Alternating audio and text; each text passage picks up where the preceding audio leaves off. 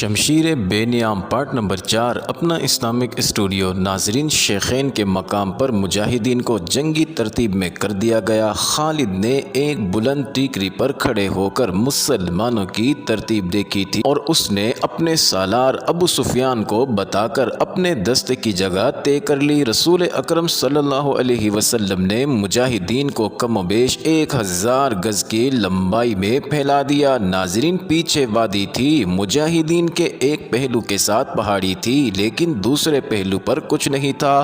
اس پہلو کو مضبوط رکھنے کے لیے رسول صلی اللہ علیہ وسلم نے 50 تیر اندازوں کو قریب کی ایک ٹیکری پر بٹھا دیا۔ ان تیر اندازوں کے کمانڈر عبداللہ بن جبیر تھے۔ اپنی ذمہ داری سمجھ لو عبداللہ، رسول خدا صلی اللہ علیہ وسلم نے اسے ہدایت دیتے ہوئے فرمایا، اپنے عقب کو دیکھو، دشمن ہمارے عقب میں نقل و حرکت کر سکتا ہے اور جو ہمارے لیے خطرہ ہے، دشمن کے پاس گھڑ سوار زیادہ ہیں، وہ ہمارے پہلو پر گھڑ سواروں سے حملہ کر سکتا ہے۔ اپنے تیر اندازوں کو گھڑ سواروں پر مرکوز رکھو، پیادوں کا مجھے کوئی ڈر نہیں۔ تقریباً تمام مستند مورخین، جن میں ابن ہشام اور واقدی خاص طور پر قابل ذکر ہیں، لکھتے ہیں کہ رسول کریم صلی اللہ علیہ وسلم نے عبداللہ بن جبیر کو واضح الفاظ میں کہا تھا، ہمارا عقب صرف تمہاری بیداری اور مستعدی سے محفوظ رہے گا، تمہاری ذرا سی کوتاہی بھی ہمیں بہت بڑی شکست دے سکتی ہے۔ یاد رکھو عبداللہ، اگر تم دشمن کو بھاگتے ہوئے اور ہمیں فتح یاب ہوتے ہوئے دیکھ لو تو بھی اس جگہ سے نہ ہلنا۔ اگر دیکھو کہ ہم پر دشمن کا دباؤ بڑھ گیا ہے اور تمہیں ہماری مدد کے لیے پہنچنا چاہیے تو بھی یہ جگہ نہ چھوڑنا۔ پہاڑی کی یہ بلندی دشمن کے قبضے میں نہیں جانی چاہیے، یہ بلندی تمہاری ہے، وہاں سے تم نیچے اس تمام علاقے کے حکمران ہوگے جہاں تک تمہارے تیر اندازوں کے تیر پہنچیں گے۔ ناظرین، خالد نے مسلمانوں کی ترتیب دیکھی اور ابو سفیان کو بتایا کہ مسلمان کھلے میدان کی لڑائی نہیں لڑیں گے۔ ابو سفیان کو اپنی کثیر نفری پر ناز تھا، وہ چاہتا تھا کہ لڑائی کھلے میدان یعنی لامحدود محاذ پر ہو تاکہ وہ اپنے پیادوں اور گھوڑوں کی افراد سے مجاہدین اسلام کو کچل ڈالے۔ خالد کو اپنے باپ نے جنگی چالوں کی تربیت بچپن سے دینی شروع کر دی تھی۔ دشمن پر بے خبری میں پہلو یا عقب سے جھپٹنا اور دشمن کو چکر دے دے کر مارنا، اپنے دستوں کی تقسیم اور ان پر کنٹرول اس کی تربیت میں شامل تھا جو اسے باپ نے دی تھی۔ اس نے تجربہ کار سردار کی نگاہوں سے مجاہدین کی ترتیب دیکھی تو اس نے محسوس کیا کہ مسلمان فن حرب کے تمام کمالات دکھا سکتے ہیں۔ ناظرین، ابو سفیان اپنی فوج کو مسلمانوں کے بالمقابل لے گیا۔ اس نے گھڑ سواروں کو مسلمانوں کے پہلوؤں پر حملہ کرنے کے لیے بھیجا۔ ایک پہلو پر خالد اور دوسرے پر اکرمہ تھا، دونوں کے ساتھ 100 گھڑ سوار تھے۔ ناظرین، تمام گھڑ سواروں کا کمانڈر عمرو بن العاص تھا۔ پیادوں کے آگے ابو سفیان نے 100 تیر انداز رکھے۔ قریش کا پرچم طلحہ بن ابو طلحہ نے اٹھا رکھا تھا۔ ناظرین، اس زمانے کی جنگوں میں پرچم کو دل جیسی اہمیت حاصل تھی۔ پرچم کے گرنے سے فوج کا حوصلہ ٹوٹ جاتا اور بھگدڑ مچ جاتی تھی۔ قریش نے جنگ کی ابتدا اس طرح کی کہ ان کی صفوں سے ایک شخص ابو عامر فاسق آگے ہو کر مجاہدین کے قریب چلا گیا، اس کے پیچھے قریش کے غلاموں کی کچھ تعداد بھی تھی۔ ناظرین، ابو عامر مدینہ کا رہنے والا تھا، وہ قبیلہ اوس کا سردار تھا۔ جب رسول کریم صلی اللہ علیہ وسلم مکہ سے ہجرت کر کے مدینہ گئے تو ابو عامر نے قسم کھا لی تھی کہ وہ آپ کو اور تمام مسلمانوں کو مدینہ سے نکال کر دم لے گا۔ اس پر ایک بڑی ہی حسین یہودن کا اور یہودیوں کے مال و دولت کا طلسم طاری تھا۔ ناظرین، یہودیوں کی اسلام دشمن کاروائیاں زمین دوز ہوتی تھیں۔ بظاہر انہوں نے مسلمانوں کے ساتھ دوستی اور فرما برداری کا معاہدہ کر رکھا تھا۔ ابو عامر انہی کے ہاتھ میں کٹ پتلی بنا ہوا تھا، لیکن ان یہودیوں نے اسے قریش کا دوست بنا رکھا تھا۔ اب مجاہدین قریش کے خلاف لڑنے کے لیے مدینہ سے نکلے تو ابو عامر قریش کے پاس چلا گیا۔ اس کے قبیلہ اوس کے بہت سے آدمی رسول کریم صلی اللہ علیہ وسلم کے دست مبارک پر اسلام قبول کر چکے تھے اور وہ قریش کے مقابلے میں صف آرا تھے۔ ناظرین، ابو عامر آگے چلا گیا اور مجاہدین سے بلند آواز سے مخاطب ہوا۔ ناظرین، لیکن رسول کریم صلی اللہ علیہ وسلم نے اسے فاسق کا خطاب دیا تھا۔ قبیلہ اوس کے غیرت مند بہادروں، ابو عامر فاسق نے کہا، تم مجھے یقیناً پہچانتے ہو میں کون ہوں، میری بات غور سے سن لو۔ وہ اپنی للکار پوری نہ کر پایا تھا کہ مجاہدین اسلام کی صف سے قبیلہ اوس کے ایک مجاہد کی آواز گرجی، او فاسق بدکار، ہم تیرے نام پر تھوک چکے ہیں۔ ناظرین، خالد کو وہ وقت یاد آ رہا تھا۔ مجاہدین اسلام کی صف سے ابو عامر اور اس کے ساتھ گئے ہوئے غلاموں پر پتھروں کی بوچھاڑ شروع ہو گئی۔ مورخ لکھتے ہیں کہ پتھر برسانے والے قبیلہ اوس کے مجاہدین تھے۔ ابو عامر اور غلام جو مجاہدین کے پتھروں کی زد میں تھے، ایک ایک دو دو پتھر کھا کر پیچھے بھاگ آئے۔ یہودی مدینہ میں بیٹھے لڑائی کی خبروں کا انتظار کر رہے تھے۔ جس یہودن کے طلسم میں ابو عامر گرفتار تھا، وہ اپنی کامیابی کی خبر سننے کے لیے بے تاب تھی۔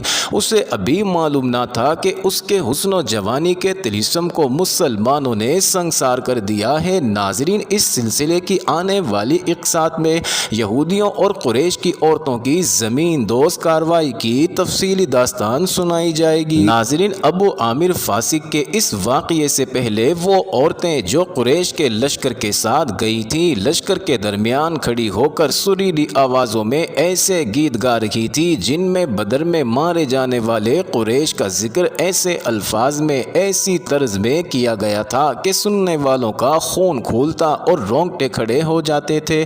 ان عورتوں میں سے ایک دو نے جوشیلی تقریر کی صورت میں بھی قریش کے خون کو گرمایا تھا۔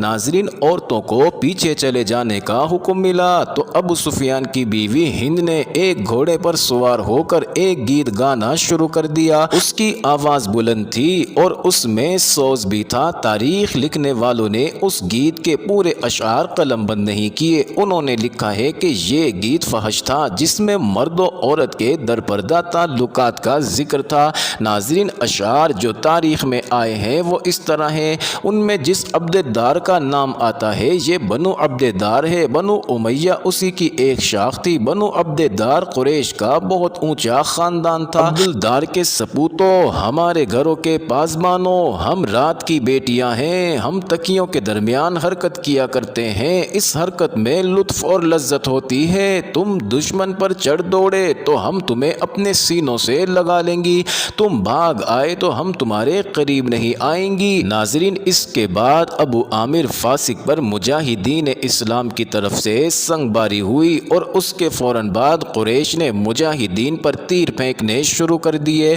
ناظرین، مجاہدین نے اس کے جواب میں تیر برسائے۔ خالد اپنے پہلو والے مسلمانوں کے پہلو پر حملہ کرنے کے لیے اپنے 100 سواروں کے ساتھ تیزی سے بڑھا۔ اسے معلوم نہ تھا کہ بلندی پر تیر انداز چھپے بیٹھے ہیں۔ اس کے سوار بے دھڑک چلے آ رہے تھے۔ راستہ ذرا تنگ تھا، سواروں کو آگے پیچھے ہونا پڑا۔ خالد سوچ سمجھ کر اپنے سوار دستے کو اس پہلو پر لایا تھا۔ اپنے باپ کی تربیت کے مطابق اسے بڑی خود اعتمادی سے توقع تھی کہ وہ ہلہ بول کر مسلمانوں کو اس پوزیشن میں لے آئے گا کہ وہ پسپا ہو جائیں گے اور اگر جم کر نہ لڑے تو قریش کے گھوڑوں تلے کچلے جائیں گے۔ مگر مسلمانوں کے پہلو سے اس کے سوار اب بھی دور ہی تھے کہ اوپر سے تیر اندازوں نے اس کے اگلے سواروں کو نہ آگے جانے کے قابل چھوڑا نہ وہ پیچھے ہٹنے کے قابل رہے۔ ناظرین، ایک ایک سوار کئی کئی تیر کھا کر گرا اور جن گھوڑوں کو تیر لگے انہوں نے خالد کے سوار دستے کے لیے قیامت بپا کر دی۔ پیچھے والے سواروں نے گھوڑے موڑے اور پسپا ہو گئے۔ ادھر قریش کی عورتوں نے دف اور ڈھولک کی تھاپ پر وہی گیت گانا شروع کر دیا جو ہند نے اکیلے گایا تھا۔ عبدالدار کے سپوتوں، ہم رات کی بیٹیاں ہیں، ہم تکیوں کے درمیان۔ ناظرین، مورخ واقعی لکھتا ہے کہ عربی جنگجوؤں کے اس وقت رواج کے مطابق ایک ایک جنگجو کے لڑنے کا مرحلہ آیا۔ سب سے پہلے قریش کے پرچم بردار طلحہ بن ابو طلحہ نے آگے جا کر مجاہدین اسلام کو للکارا کہ اس کے مقابلے کے لیے کسی کو آگے بھیجو۔ میرے دین کے دشمن حضرت علی نے تند ہوا کے جھونکے کی طرح آگے آ کر کہا، میں آتا ہوں تیرے مقابلے کے لیے۔ طلحہ اپنے قبیلے کا پرچم تھامے تلوار لہراتے ہوئے بپرا ہوا آیا، مگر اس کا وار تلوار ہوا کو چیرتا ہوا گزر گیا۔ وہ ابھی سنبھل ہی رہا تھا کہ حضرت علی کی تلوار نے اسے ایسا گہرا زخم لگایا کہ پہلے اس کا پرچم گرا، پھر وہ خود گرا۔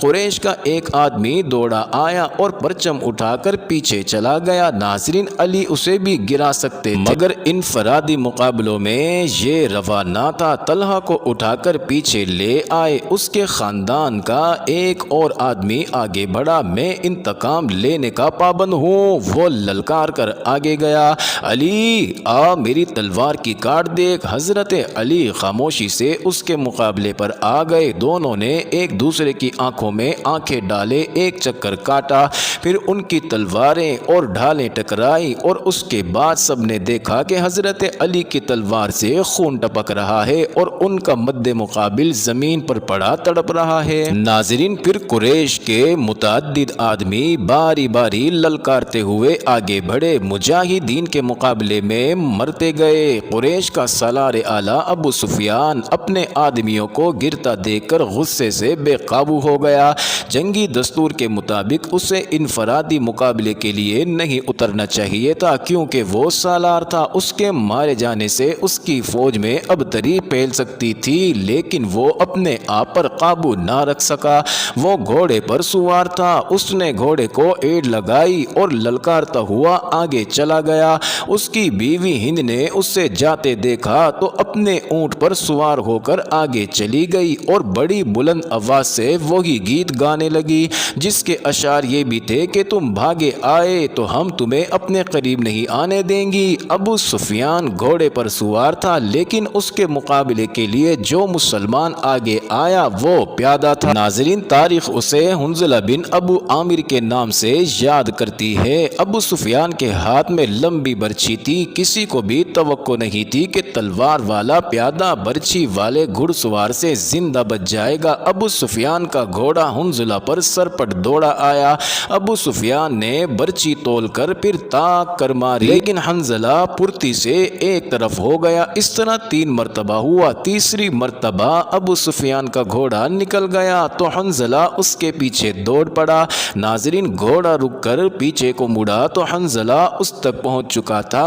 ابو سفیان اسے دیکھ نہ سکا۔ حنظلہ نے گھوڑے کی اگلی ٹانگوں پر ایسا زوردار وار کیا کہ گھوڑا گر پڑا۔ ابو سفیان دوسری طرف گرا۔ حنظلہ اس پر حملہ کرنے کو آگے بڑھا تو ابو سفیان گرے ہوئے گھوڑے کے ارد گرد دوڑ دوڑ کر اپنے آپ کو بچانے لگا اور اس کے ساتھ ہی اس نے قریش کو مدد کے لیے پکارا۔ ناظرین، قریش کا ایک پیادہ دوڑا آیا۔ مسلمان اس غلط فہمی میں رہے کہ یہ آدمی ابو سفیان کو اپنے ساتھ لے جائے گا، لیکن اس نے بے اصولی کا مظاہرہ کیا، پیچھے سے حنظلہ پر وار کر کے اسے شہید کر دیا۔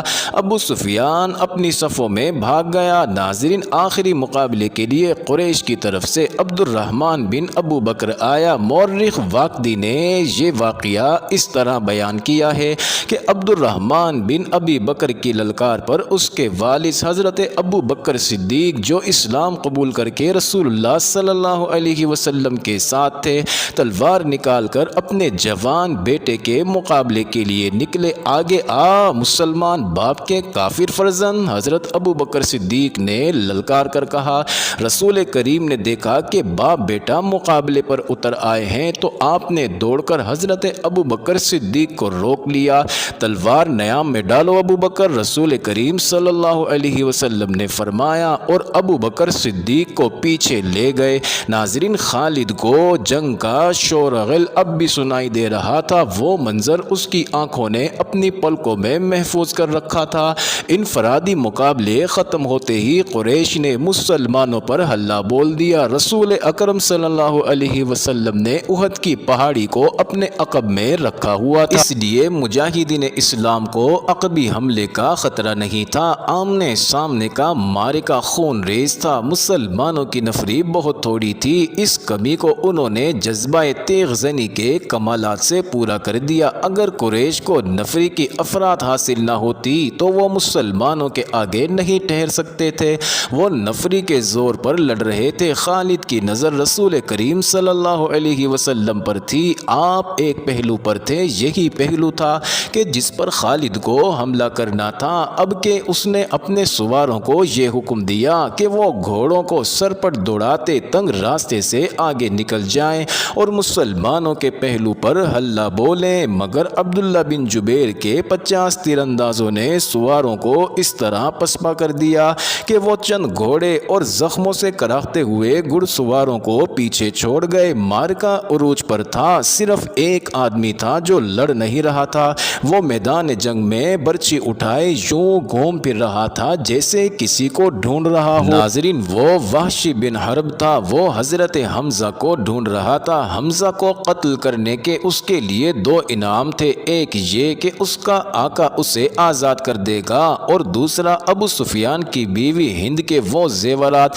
جو اس نے پہن رکھے تھے۔ ناظرین، اسے حمزہ نظر آ گئے، وہ قریش کے ایک آدمی سبا بن عبد العزا کی طرف بڑھ رہے تھے۔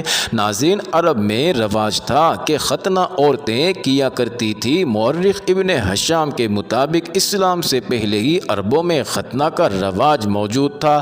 حمزہ نے جس سبا کو للکارا تھا اس کی ماں ختنہ کیا کرتی تھی۔ ختنہ کرنے والی کے بیٹے حمزہ نے اسے للکارا، ادھر آ اور مجھے آخری بار دیکھ لے۔ سبا بن عبد العزا حمزہ کی طرف بڑھا، غصہ سے اس کا چہرہ لال تھا، وہ تلوار اور ڈھال کی لڑائی کا ماہر تھا۔